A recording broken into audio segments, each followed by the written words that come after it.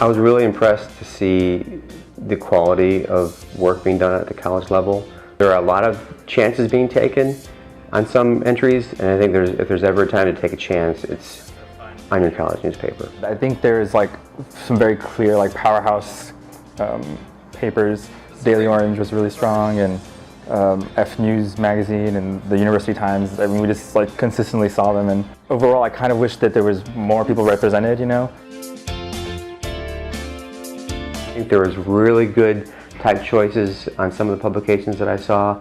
On other publications, the type choice seems really dated, and I think publications would really serve themselves and the readers to take a hard look at what they're doing now and consider assessing their type choices, making changes for a more progressive, cleaner look. I think dealing with the white space, and I've been guilty of this myself too, but you know, sometimes you have too much content, it's hard to get rid of it.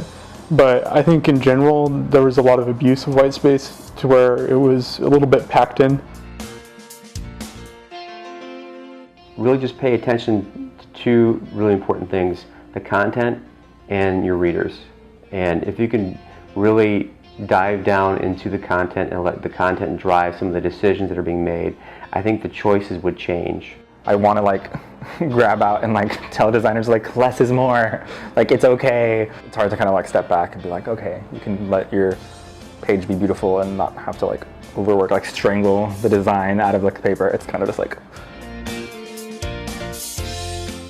don't panic, because things can get really busy. If you're in the design field, you probably get overloaded with design all at once sometimes. So you want to make sure that you keep a level head and keep pushing on.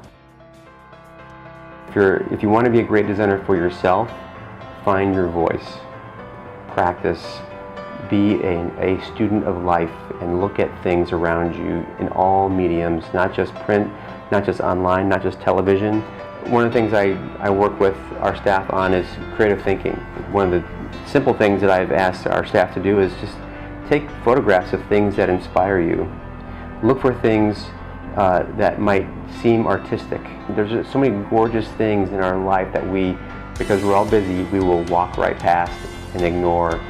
Take the time as a designer to really appreciate the beauty that you see every single day and capture it with a photograph, and use those photographs for inspiration.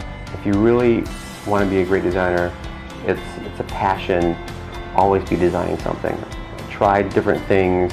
a great designer knows their boundaries that they're working in, because there are very few people and very few places that are able to go anywhere and just be like, I'm going to do whatever I want. That's like so like self-centered. And journalism and telling stories isn't about you.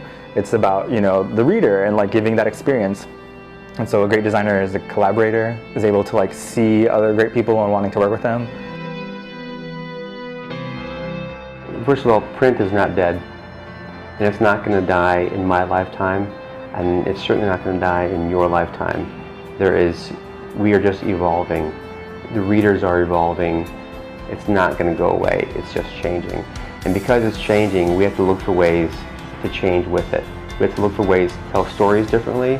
That might include more digital. It's really about the story and how you tell it, and print is not going to go away anytime soon.